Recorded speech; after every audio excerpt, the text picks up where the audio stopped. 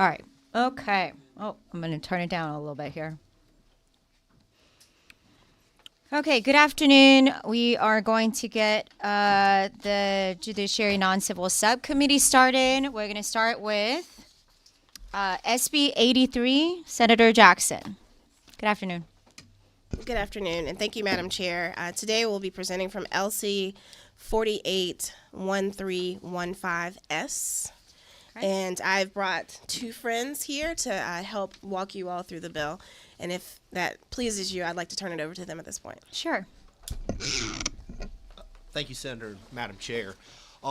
The substitute to SB 83 is an attempt to address some changes to 911-67.1 and to try to clarify the circumstances where when an insurer is attempting to accept a demand from a plaintiff.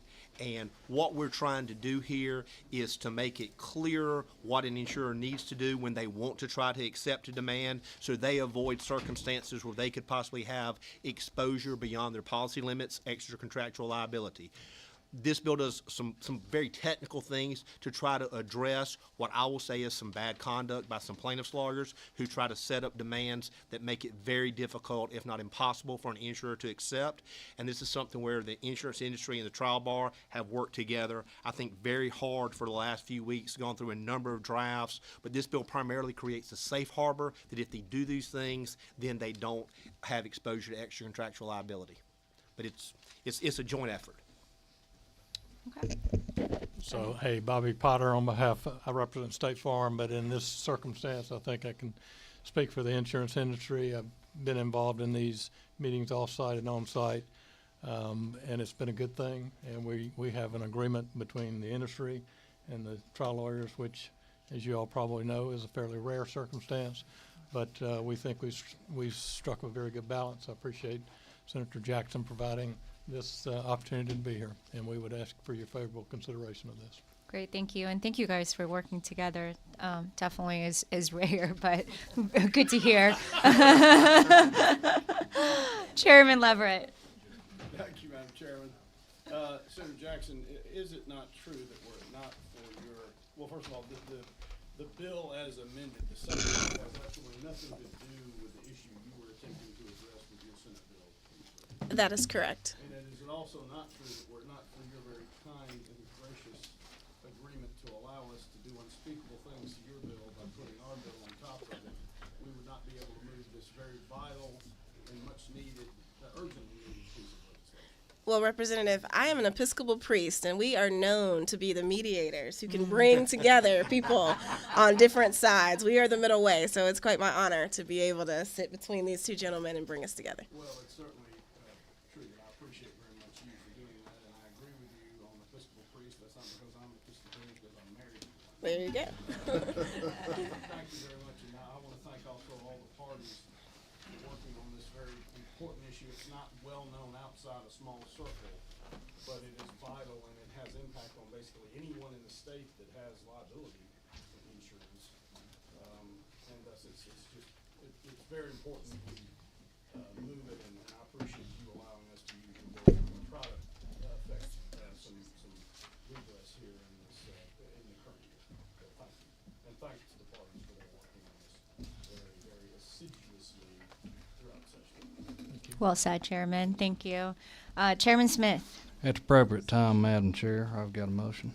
Okay, let me just make sure. Any questions from any members? I don't see any.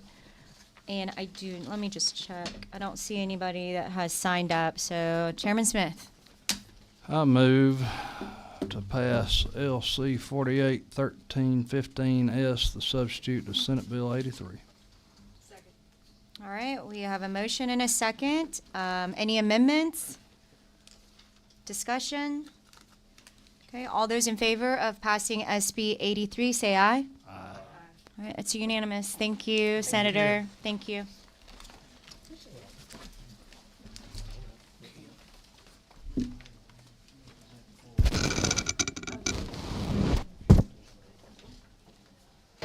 All right, next bill is SB 36, Whip Robertson.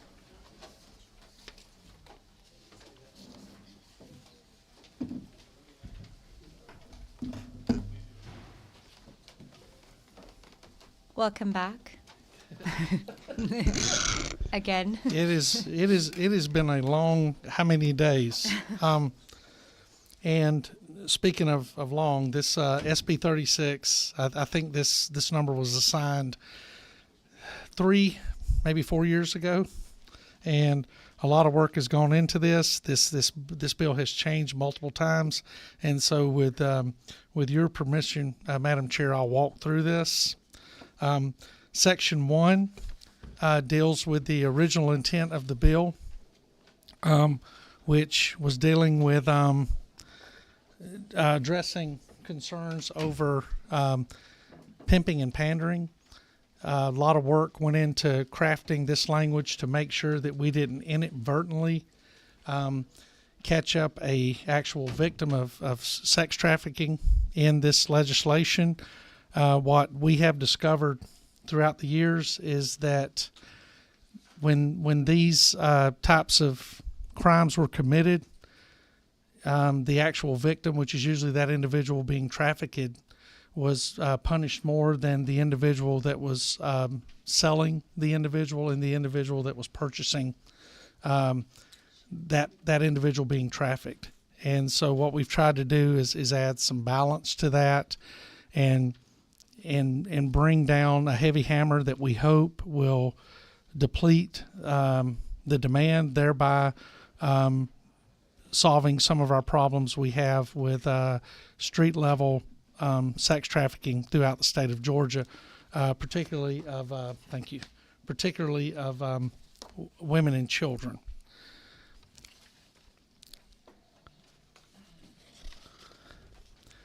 Section 2 continues on with the same original intent. When we get down to, let's see, I know there's some language, and I'm reading off LC 480965S. There's some language in here on drive-by shootings that was added in by the House. My understanding is that language has been moved out into another bill over here, and that so I'll allow that bill to be explained by its author. Section 4 is the unique part of this that was changed toward the end of last session.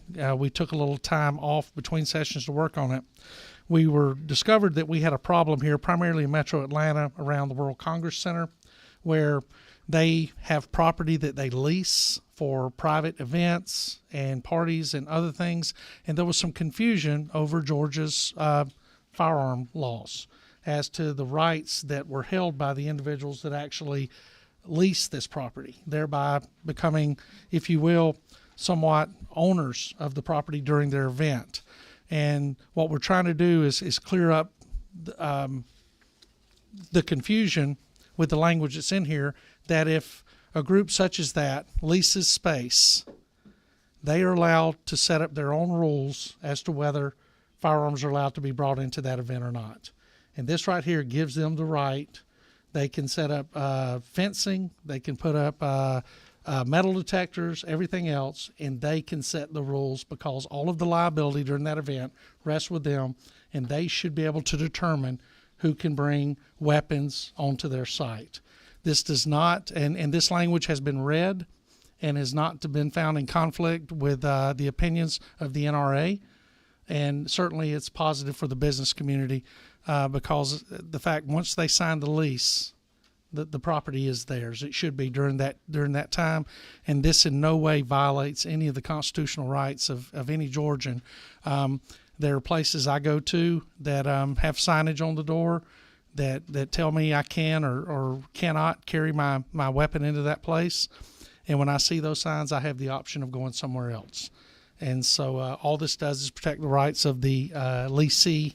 When they do that, I think it was a very clear and fair add-on to this, and it was a lot of sweat went into it, and I want to thank those at the World Congress Center and others for making sure that the language was not in conflict with any of our gun rights groups that were communicated with, especially the NRA. And with that, I'll welcome any questions, Madam Chair.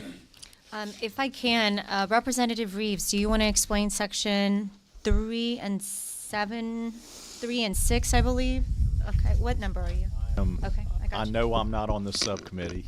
You're There not. was one meeting earlier this year when problem. we had some confusion on that. I'm going to borrow Chairman Leverett's. All right, section 1 is drive-by shooting. And that could come out. It's in the swatting bill.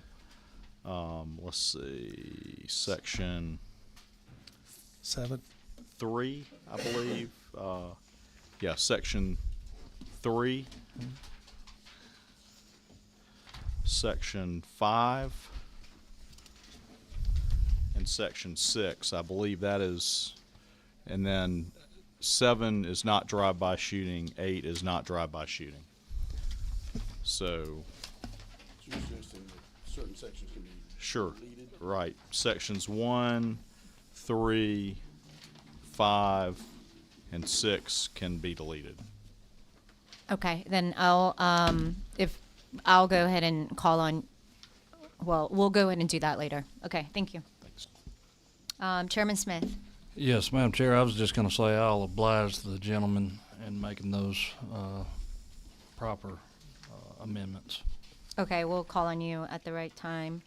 Okay, any questions for the author? Representative Byrd. Thank you, Madam Chair. I am totally confused about this bill at the moment, so I apologize.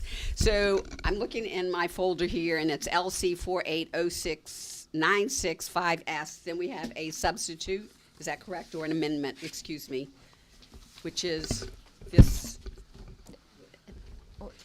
So are we talking about, Those are proposed amendments that are Okay. coming. I wanted members of the committee to know, our rule is that substitutes have to be in our folder an hour. That doesn't apply to amendments.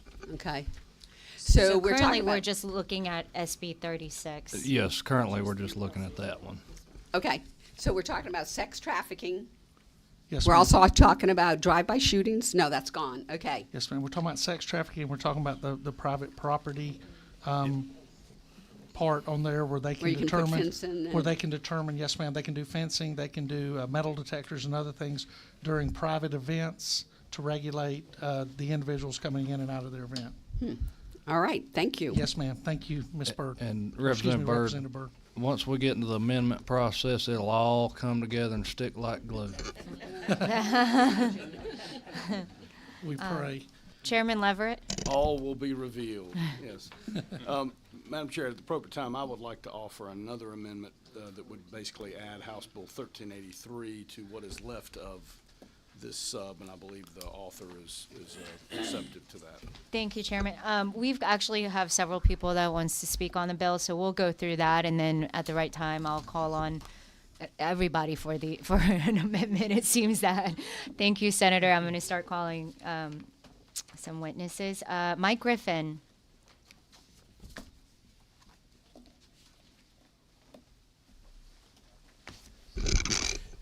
Thank you, Madam Chair. My name is Mike Griffin. I'm the Public Affairs Representative for the Georgia Baptist Mission Board, and we certainly appreciate the Senator Robertson for what he is doing. We have testified on this, I think, a number of times. I think in the last 3 years he's been working on this legislation. And with Georgia Baptist, we have a area called Mission, Georgia. So one of those 5 areas has to do with human trafficking. And so we try to work in the area of awareness, protection, and rescuing our victims. And I also work in child protection policy as well with Georgia Baptist. And, you know, we talk about being victim-centric, and I think that is so important, that we've got to rescue our victims. But it's also important that we try to go upstream and find out where they're falling in at. And I've said one of the best ways to be victim-centric is to hope that they'll never be a victim. And I really believe what Senator Robertson is doing here by increasing the fines and penalties on the pandering and pimping was what I'm referring to here on the human trafficking side. Georgia Baptist are in this bill is so very important, because I believe that it will help discourage human trafficking. We need that. I mean, there are those today that say maybe that doesn't work. I believe it does. I believe that fines and penalties related to speeding helps. I'm sure people still speed, but they would speed more if you didn't have something by way of penalties for speeding.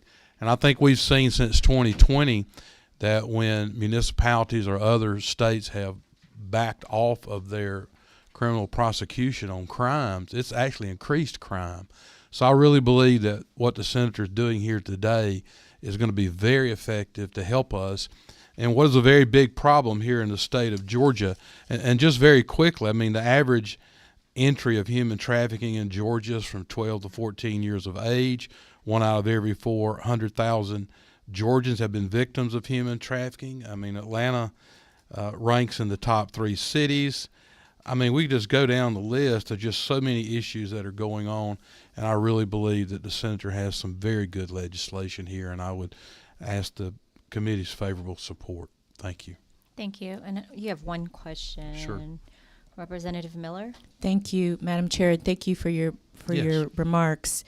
I'm wondering if individuals who purchase sex, I guess in other words, Johns, as they're commonly called, are included in this legislation, and if they aren't, what are your thoughts on that I think rationale? John should be severely punished about this. I think I don't know, the center can address that more because this is the pimping and pandering part.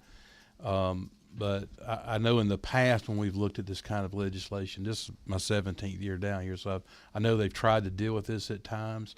And people say, well, I didn't, especially when it deals with minors. Well, you didn't know that the girl was a minor. Well, you shouldn't have been being involved in prostitution anyway.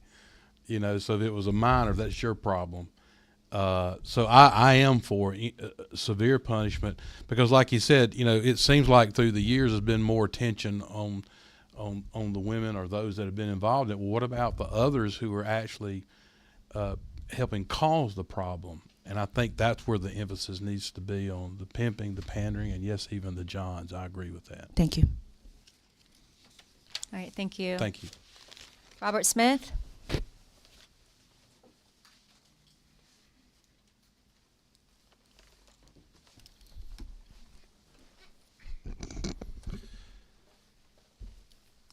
So we're going to add arrest authority for federal agents to this bill. We have taken out drive-by shooting. Detainment. We're going to add that. I mean, that's the language that's been discussed before in the subcommittee. We've taken out drive-by shooting and shooting into an unoccupied house or an occupied dwelling. What else is getting added in? Do we know yet? Because that's the thing is, I just want to make sure that, as you guys are aware, this committee is a very hard-working committee, and there's a lot of agreements that get struck. My friends that don't always see eye to eye, we try to be very good to you guys and give you the best picture of what you're doing and how it works, and I want to make sure that we're true to those agreements. That's all that we know of. Yes. Yeah. Okay. Perfect. That's why I'm here. I just want to make sure that the hard work that's been put in, the hard work that you have put in this year, to make sure that nothing gets missed inadvertently because sometimes those things the periods get missed, the references get dropped, or the references to the wrong statute are made. We just want to make sure that good policy is made, and that's basically what I'm not asking or not trying to be disrespectful. I'm just trying to ask what we're looking at. So this and the other thing is colloquially called the music midtown provision that got stuck into I think 3 different bills last year, and none of them made it across the finish line. I'm texting with the folks at Georgia Justice Project. We're trying to find if the language that's in here in 36 about the record restriction for human trafficking victims, I want to think that it's somewhere else as well. I'm not sure if that is, and if it is, and if it's moving or not moving, just make sure that language is also the same language that's been worked on and perfected to this committee. I don't know where it is, and I apologize I haven't found it yet. But that's all I'm asking for, and all I'm saying is you guys have worked really hard. Thank you for letting us be part of the process, and I'll stand for any questions if y'all have any. Chairman Smith. What I was going to say is we're going to have full committee right after this. which I believe will meet 15 minutes upon adjournment. Hopefully that'll allow a little bit of time. We've got some other measures we can take up. We can allow this to go last. I'm sorry, Mr. Whip, but And the House bill just failed on the Senate floor, so want to make sure that the whip's available for a vote. So.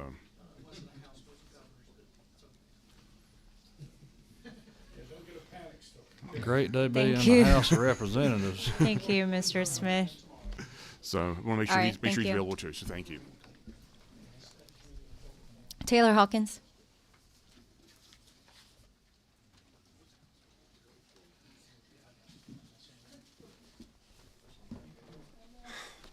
Thank you, Madam Chair. Much appreciate the opportunity to speak to y'all today. My name is Taylor Hawkins with Frontline Policy Council.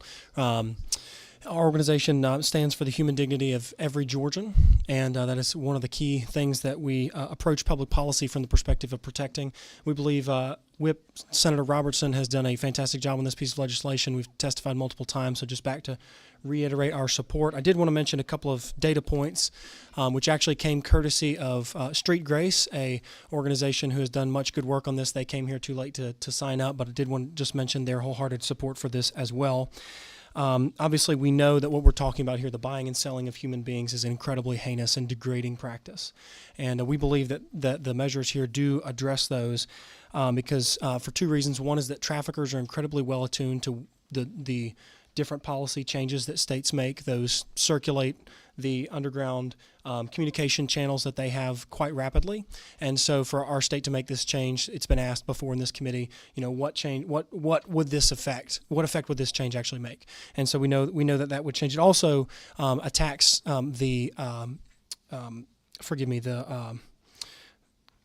purchasing the buyers, the direct pipeline of consumers, the consumer base, is what I was trying to say.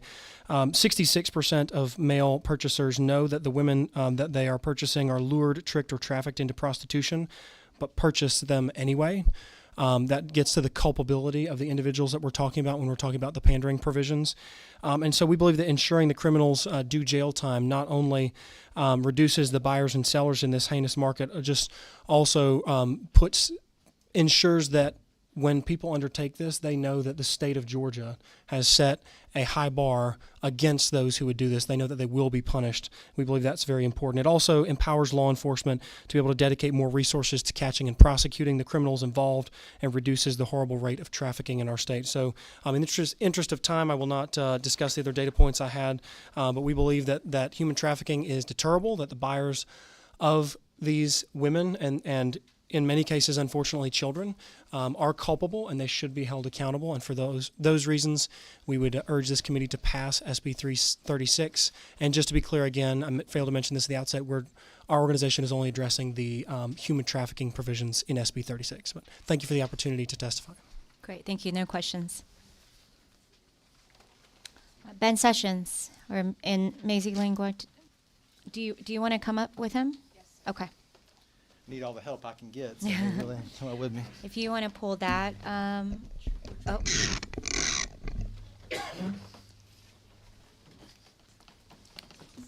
Sorry, I'm still packing on my second. I'll just keep going. Maisie Lynn Gerton, Executive Director from the Georgia Association of Criminal Defense Lawyers, and I'm joined today by Ben Sessions, who is a local practitioner. I'll let him tell you more about how long he's been practicing and give you his credentials, but a member of our organization. And I would let you know that I have talked with Senator Robertson about our suggestions today, and as I've said before about several of our Senate friends, very friendly to each other, but not to our suggestions. That said, we'd still like you to consider them, and we bring them in the spirit of the way that you all proceeded on Senate Bill 465. That's the bill where efforts have now been made to impact the fentanyl crisis by focusing on the manufacturers and the sellers of those products. The analog fails a little bit here, but it is our hope in the proposal we're making today to focus on the manufacturers, the people who are setting about providing sex to people who want to purchase it versus focusing on the people who are purchasing it.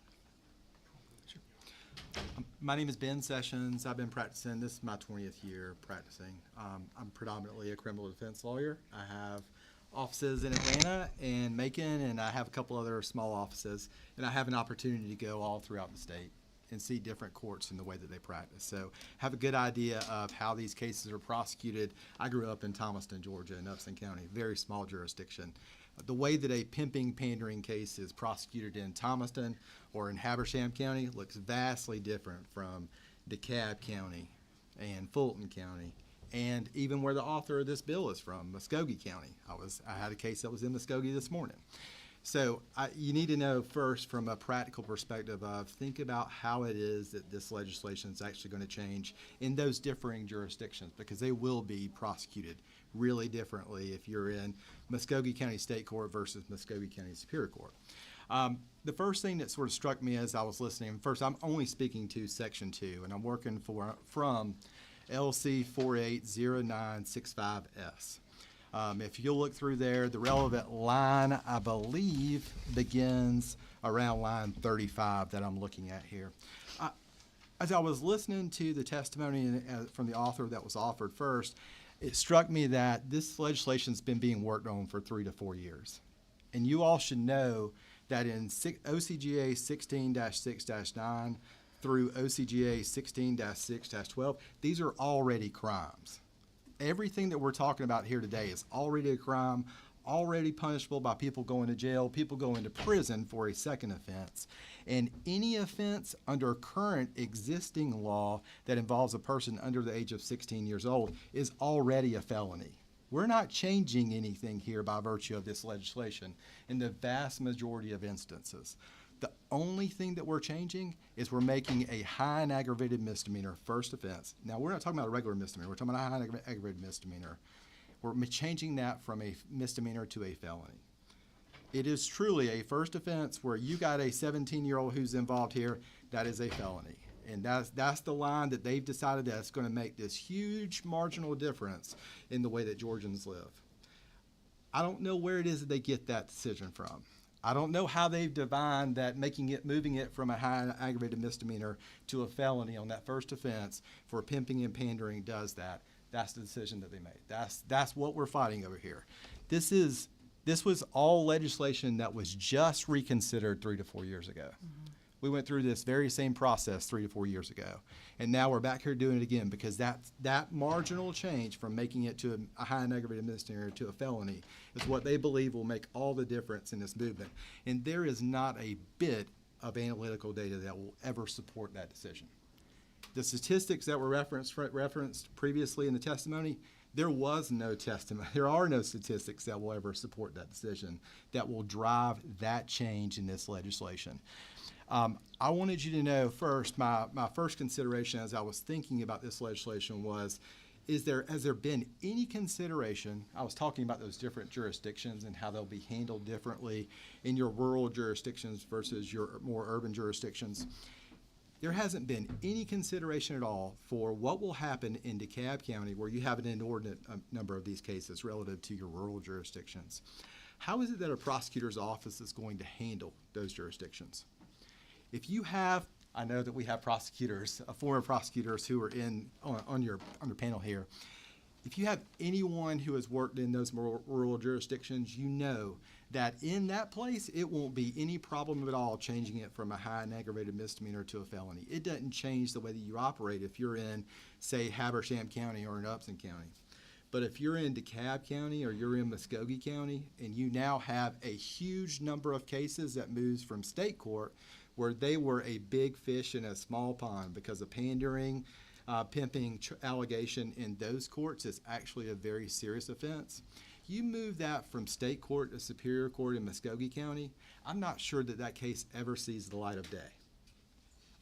If you've ever been to Muskogee County, you know that on their calendars, what's prosecuted is child molestation and murder cases. You will not see a pimping, pandering case. So first, I'd like for you all to consider, will this case ever actually go forward? Because as a practical matter, I don't think that it will. And second, we have no idea, and there's been no consideration whatsoever to what will happen to the sex offender registry if each one of these first offenses turns into a felony, and what is going to happen to that registry and the review of those people who are on that registry going forward from there. So there are absolutely unintended consequences that have not been accounted for. There are well-meaning people who sat up here and said, absolutely, this is a huge concern. It is a huge concern to all of us that live in this community. But there are absolutely unintended consequences that have not been accounted for here that we must think about before we move forward with this type of legislation. And so, as a practical matter, we'd raise a few ideas for you to consider. One is when you look at Section 2, beginning at line 31, Code Section 16610 is the code section for keeping a house of prostitution. In this legislation, the sentencing scheme for keeping a house of prostitution is maintained at the misdemeanor, a high and aggravated misdemeanor level. If you take our entire proposal into account, and you'll have to hear it all first, our suggestion would be this is one of the places to go harder. This is one of the places to increase to a felony. This is a place where even if you wanted to maintain the first as a misdemeanor, make the second a felony, but put some pressure on the people who are manufacturing and selling in the house of prostitution space. 1669 there at line 34, that's prostitution, which you all have not only maintained as a misdemeanor in light of the way it is playing out in the context of sex trafficking for the victims in that space, but you also elevated the age at which someone can be prosecuted for prostitution based on what's happening in that context. Under 1669 right now, someone has to be 18 years old in order to be prosecuted for prostitution, because you have recognized that there are children under the age of 18 that are suffering as victims of sex trafficking, and you've made that carve out in order to protect them. One of our suggestions that ties to that is in the space of pimping, which comes next at line 35. Code section 16611 is the code section for pimping. Again, if you take our whole proposal into consideration, we are suggesting you do the same with pimping, that you carve it out to 18 and above. And let me give you the scenario for why that makes sense. And it may be one you've heard before, because we have had this conversation over the years, and this is one of the most poignant examples to me that's been put forward by some of the child advocates, and it stuck with me because of that. Imagine you have a 17-year-old who would otherwise be in our criminal legal system an adult, but in the foster care system is still a child. 17-year-old residing in a foster home or group home situation with, pick the age, 15-year-old, cousin, friend, some kind of relationship wherein they get tired of the circumstances of that group home and they run away. Now they're on the street, and one of the ways that they have decided is a viable way to survive is through survival sex work. The 17-year-old, after a time, realizes that she could share the unfortunate load that is sex work as a child in our state with this younger person, and so offers that child. Now she is a pimp under our law. And so by the carve out for prostitution, again, if you were to consider our whole proposal, carving out for pimping and then going forward with these higher penalties is something we'd recommend you consider.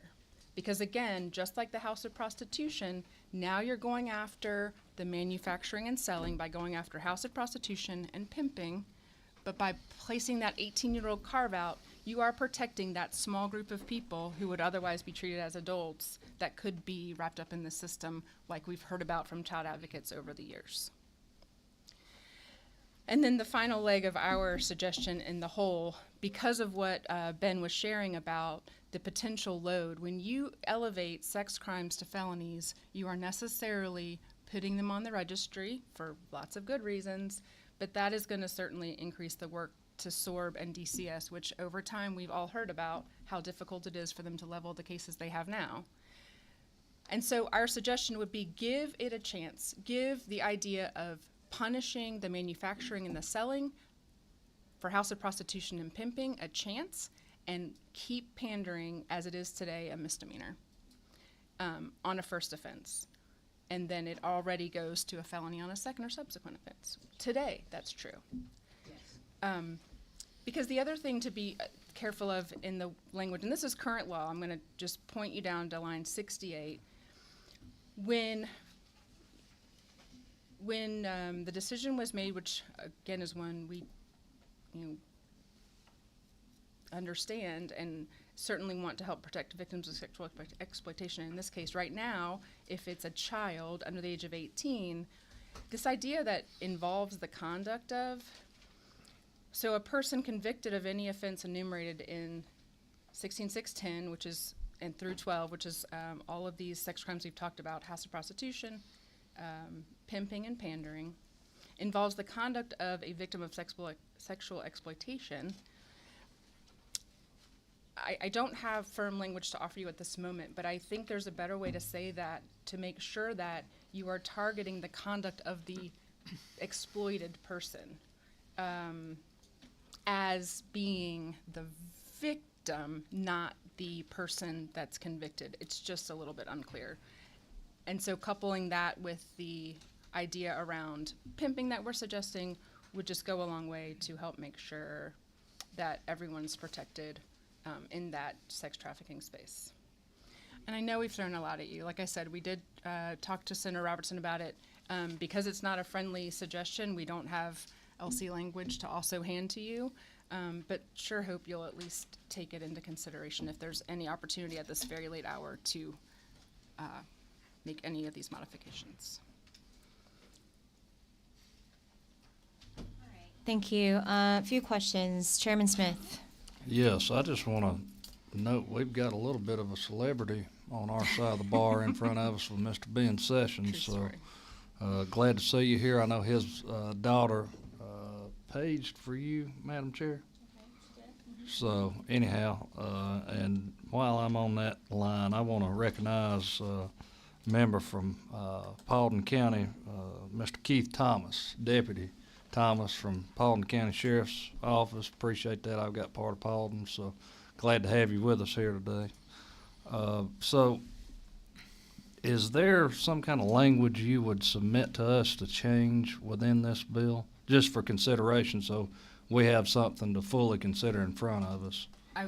I can draw that up for you, yes. I don't Okay. have it in hand right now. Okay. I'm All right. working on other language for Okay. several other bills this morning. Just for debate's sake here today. I know we're working fast and hard right now, but something if you want to propose, just so everybody has full consideration in front of them.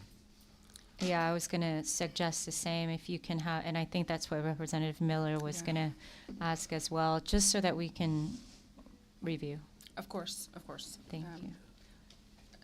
We'll do our best to pull that together. Yeah, thank you. Any other questions for speakers?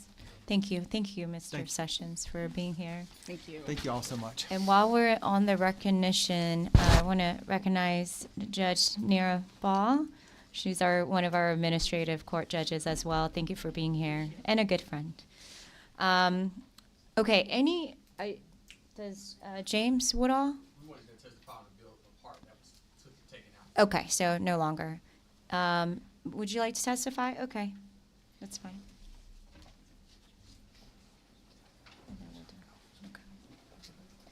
Thank you, Madam Chair, for recognizing me to speak. Members of the committee, I'll be brief. I know this is a substitute version that we're working on, but I would like to dig in my heels a little bit on Section 4.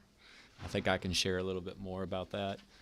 I would ask that the governing majority please not betray your tax-paying constituents, because the overarching theme, although I know I don't speak for any particular member of the caucus, but the overarching theme of the Republican Party is not to create more arbitrary gun-free zones. I would hope that the Republican majority in the House would not do that today. A little bit of a backstory. When the Georgia General Assembly a few years back passed the Georgia Safe Carry Protection Act, The Georgia General Assembly provided that a private property owner or private person or private entity in legal control of private property shall have the right to restrict the possession of a weapon or long gun in or on their private property in question. There was a court case that went all the way through the Georgia Supreme Court once, went back down to the trial and appellate courts, and then went back up the train again back to the Georgia Supreme Court in the matter of Georgia Carry versus the Atlanta Botanical Garden, because and this has already been decided and ruled upon as a matter of statutory binding law and existing binding precedent that's recognized by the Georgia Supreme Court as of today. In the matter, the question was in regards to the Atlanta Botanical Garden, which is part of Piedmont Park here in downtown Atlanta, or Midtown. That matter, the City of Atlanta municipal government leased that portion of the park space to this private entity, but because the actual property itself was owned by the municipality, it was a public park, and thus a reading of the statute, at least from the eyes of one of the petitioners in the action, thought that it should be a place where firearms are allowed, because Georgia law explicitly has a provision in a separate part of the code that specifically authorizes the possession of a weapon or long gun within park properties, municipal, state, and county, etc., including the authorities, which also includes the Georgia World Congressional Authority. The Georgia Supreme Court spliced the matter by saying that in review of the property code, there's actually two types of properties that are recognized under Georgia law. There's property that a person holds in usufruct, and then there's property where a less hold interest has what's called an estate for years. Under the statutory canon of the Official Code of Georgia annotated, the bright line between a usufruct and an estate for years is 5 years. So, for example, if let's say, my name is Thomas, right? But let's say, well, that's probably not the best because there's also a city and county of Thomas. But let's just say, for the sake of argument, you have Thomasville and County of Thomas in South Georgia. I'm neither of those. But let's just say, I know the General Assembly can't grant me, they can't incorporate me as a person. I believe that's against the Constitution. But just for the sake of argument, let's say I'm a city. Let's say I have this acre over here that's park space. If I lease it to a private actor, if the leasehold interest that the private actor assumes in respect to that acre is less than 5 years, the Georgia Supreme Court said they have a usufruct. If it's more than 5 years, the Georgia Supreme Court said they have an estate for years. Private property, according to the Georgia Supreme Court, vests when a private entity captures an estate for years over a public property space. If it's fewer than 5 years, it would be a usufruct. What this measure does here on line 111 is you're saying you're creating a new statutory gun-free zone because you're allowing the local governmental unit, or in the case of the Georgia World Congressional Authority, the authority, to be able to present this property through less hold interest to a private actor. And then what you would be allowing them to do, the private actor, if this were to become statutory law, is they would be able to put up their no gun signs. And then all of a sudden, bada bing, bada boom, even though they only have a usufruct in respect to the space, they would be allowed under this, should it become statutory law, to create a new gun-free zone. So what the legislature is doing is the legislature here is responding to the court case by creating a new statute to subvert what the Georgia Supreme Court has said, because the legislature would be authorizing statutorily the creation of new gun-free zones. And I know that there might be some on the committee who think that's, gets them giddy, but I would hope that the Republican majority that ran on a pro-Second Amendment basis would not stand for that. So, in respect to the Georgia World Congressional Authority, I received an email from the person who's responsible for managing the Mercedes-Benz Stadium back in 2019. I have the email on my phone if any member of the subcommittee would like to see it. But even the Mercedes-Benz Stadium was let out under the less hold as a usufruct, which is why their backyard Home Depot space has to allow guns, because it's public property. And I would ask that the Georgia General Assembly not undermine the bright line rule that if a private property owner or a private person or private entity in legal control of private property wants to have a gun-free zone, they're more than welcome to do so. There's two ways they can do it, especially when it comes to some of the bigger names that have this space like what you would see at Mercedes-Benz, like the NFL events and different things, they can always use their own money and build their own stadium, and then they can create their gun-free zone if they'd like. Or in the case of Midtown, if Midtown wants to move their venue, if the private event organizers want to move their venue to a private space that's privately owned and privately operated with private funds through and through, then they're more than welcome to do so contractually on terms agreeable to both parties, and they're more than welcome to put up their gun-free signs there. I would just ask this General Assembly not betray the majority of its constituents that's represented through the partisan share of the Cameral to procreate a new gun-free zone that's sordid needed, that's not been vetted up to this late hour. There's not a single bill from the start of the session or even the biennium that even speaks to this. This has been inserted out of nowhere. There's not even one in the hopper, not even from the first half of the biennium from the odd number year where we started. So I would just hope, Madam Chair, members of the committee, I know it's an impassioned plea, but I would ask that you please strip Section 4 from the bill.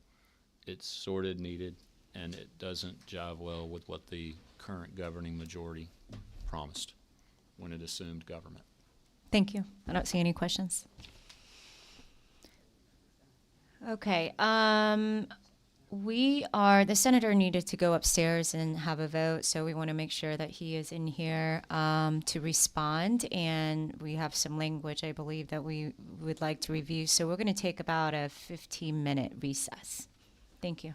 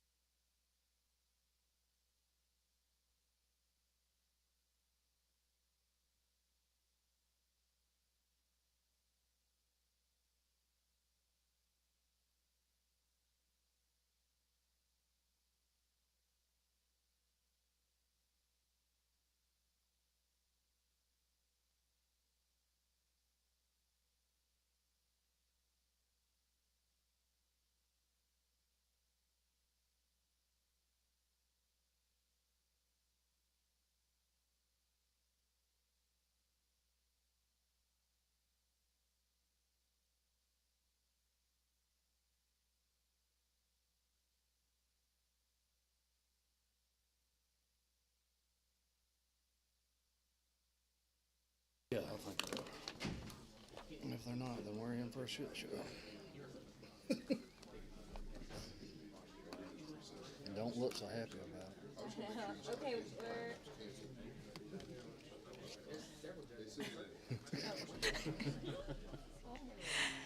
all right, we're gonna go ahead and get started again.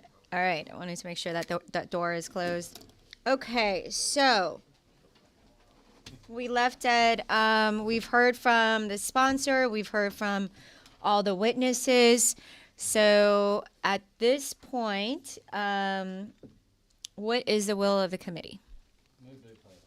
All right, we have a motion. Do we have a second? Second, all right. Any amendments? Yes. Chairman Smith. Okay, so we're going to have several here. The first thing I think we need to do, and I hope y'all would agree, is that we remove some of these sections, and I did want to update the committee that House Bill 1201 just passed, so we'll be striking some additional sections here as well. But I want to start out with, or I'll be moving to strike some sections. All right, I'm going to move to strike section 1 in its entirety. And then I will move to strike all of section 3. Then I will strike all of section 5, all of section 6, all of section 7, all of section 8. Section 7 and 8 just passed the Senate this afternoon in House Bill 1201. I will repeat that one more time for everybody. I will strike all of section 1, and this is working off of LC 480965S. Remove all section 1. Then I will remove all of section 3. Remove all of section 5, section 6, 7, and 8. So we are, so we have, what we have left, if the amendment moves for, is passed, is section 2, 4, and 9. Is that correct, Chairman? That is correct. Okay. All right, do we have a second on the amendment? Okay, and do we have discussion? Representative Byrd, did you have an amendment or? Yes, I would like to make a motion at the proper time.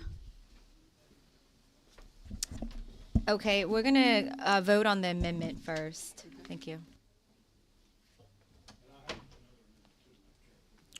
Sure.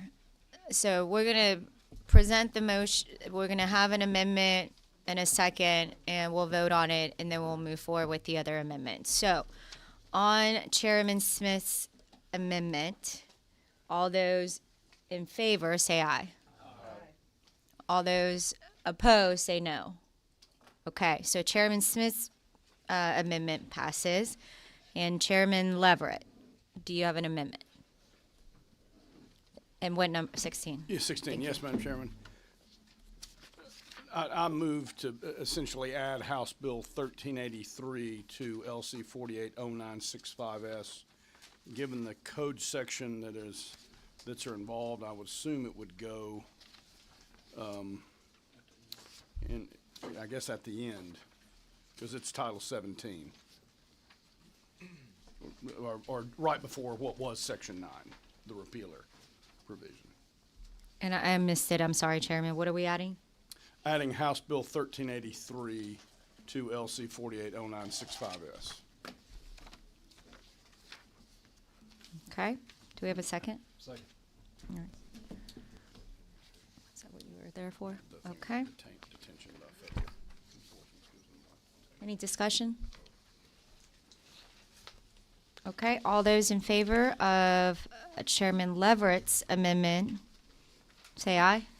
Aye. All right. Those opposed say no.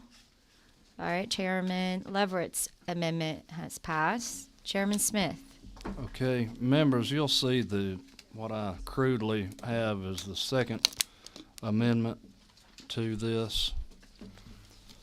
And just so you know where I would be adding this section, make sure I get this right. That second amendment that you have in front of you with the paragraph, I would be inserting that and striking lines 111 through 117. And I propose to insert the language you have before you on that second amendment that I handed out to you, right there where lines 111 through 117 would be. So I'd strike lines 111 through 117 and insert this language therein. All right, does everybody have the language? All right, we have an amendment, Chairman Smith's amendment, and a second. Any discussion? Okay, all those in favor of Chairman Smith's amendment, say aye. Aye. Opposed, say no. No. Okay, so it passes. All right, any other amendments? Representative Miller.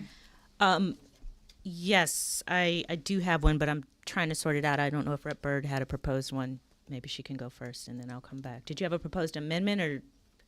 To remove language, but I think you just removed section 4, those 111 through 117, but then I voted against your amendment. Okay, got it. Okay, then yes, I do, Madam Chair, have an amendment. I'm trying to sort it out here. Okay.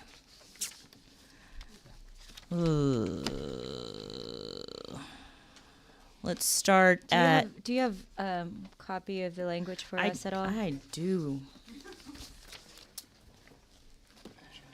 It's For everybody? Oh, I Oh. think there's some. for Okay. everybody.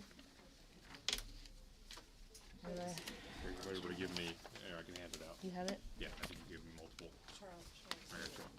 Oh, You guys already copies? good about Shirley's. This one, right? Do I need Yeah. copies? Can I have one? I just gave Shirley's mine.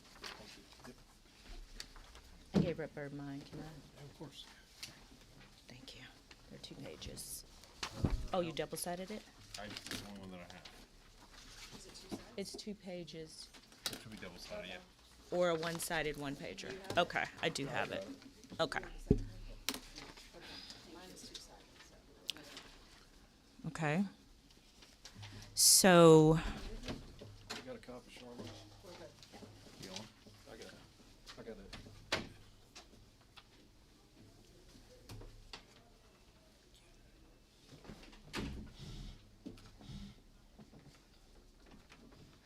I would be starting at, it looks like, hold on, let me make sure.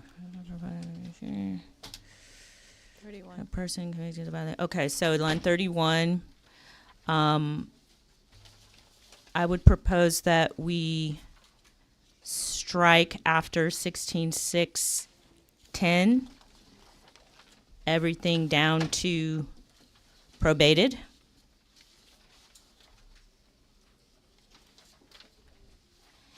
And insert subsection big A. Sorry, so it would be code section 16-6-10, insert the words 4A. Then striking shall be punished all the way down to probated on line 33. Inserting big subsection A under that. First offense shall be guilty of a felony and shall be punished by a term of imprisonment of not less than 1 nor more than 10 years. And subsection B, second or subsequent offense shall be guilty of a felony and shall be punished by a term of imprisonment of not less than 1 year nor more than 10 years, and shall be sentenced to a mandatory minimum term of imprisonment of 1 year, and no portion of the mandatory minimum sentence imposed shall be suspended, stayed, or probated by the sentencing court, semicolon, provided, comma, however, comma, that in the court's discretion, comma, the court may depart from such mandatory minimum sentence if the interest of justice. Thank you. I'm missing that part. Okay. And everybody following that? Mm-hmm. Yes. Yes, yes. Okay. And then we would go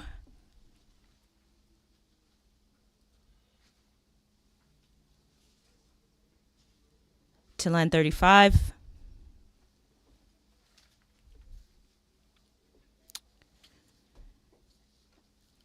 Actually, I'm sorry, line 36. And it should read, first offense shall be, hold on, wait a minute. What? No? Okay. Mm-hmm. Maisie Lynn, and I know this is kind of the language that you had testified to. Do you want to come up and Can you help us out clarify here? a few things?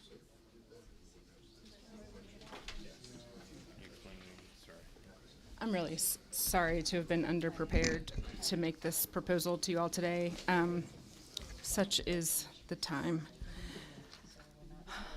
But so far, that matches what our hope would be for modifying the sentencing for 16610. Rather than changing the language that is the punishment scheme for 16611 beginning at 35, our suggestion would be it would require another section be added to the bill that would modify 16611, which is the pimping statute, the actual offense. Right now we are in the punishment scheme in 16613.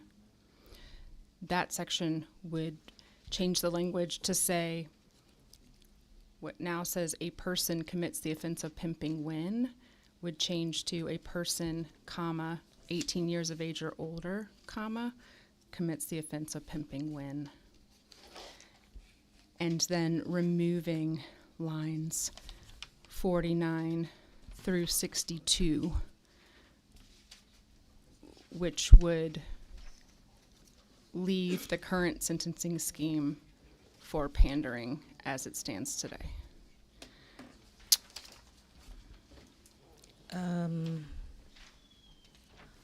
Okay, 16613 is not here.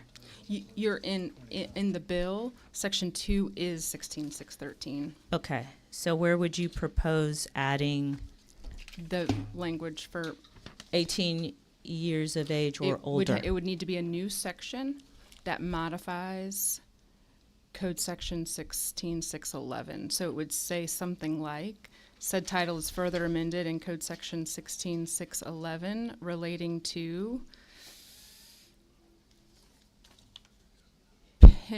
pimping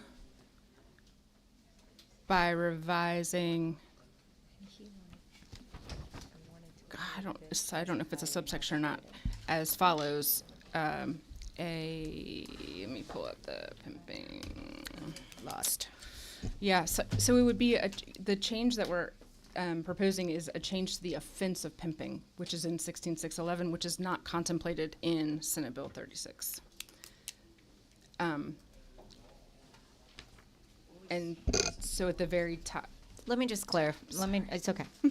All right. So as I understand it, it looks like from starting with line 31 on the section 16-6-10, which is keeping a place of prostitution, we are, the proposal is to essentially delete the misdemeanor, but increase it to a felony.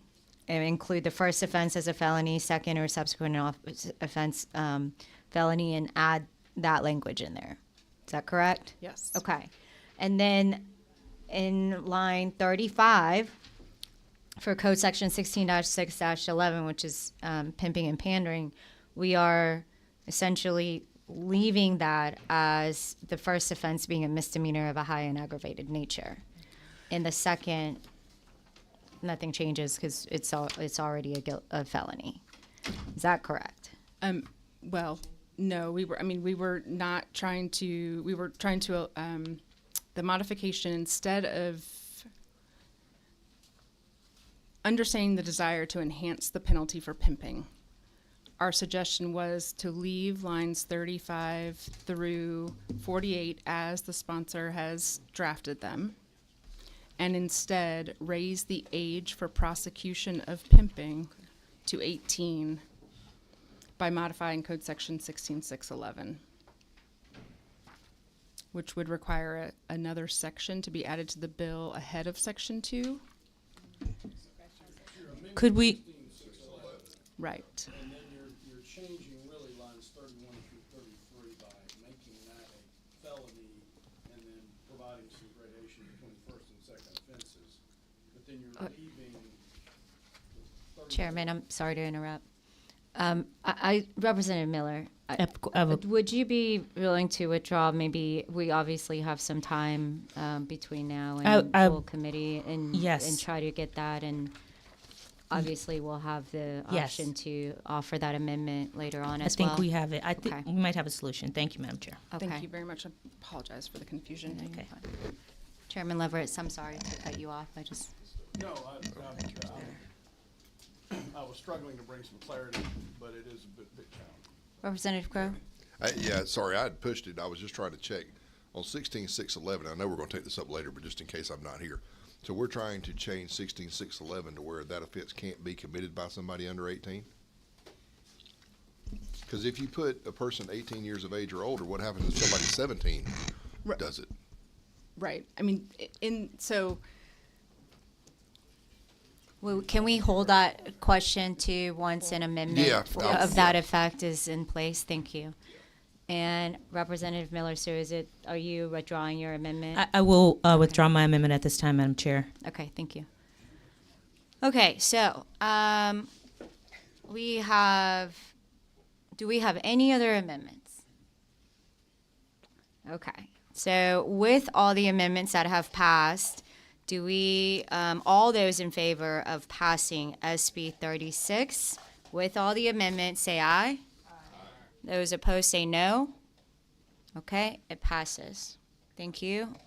We're adjourned, and we'll have a full committee non-civil judiciary in 15 minutes. Thank you.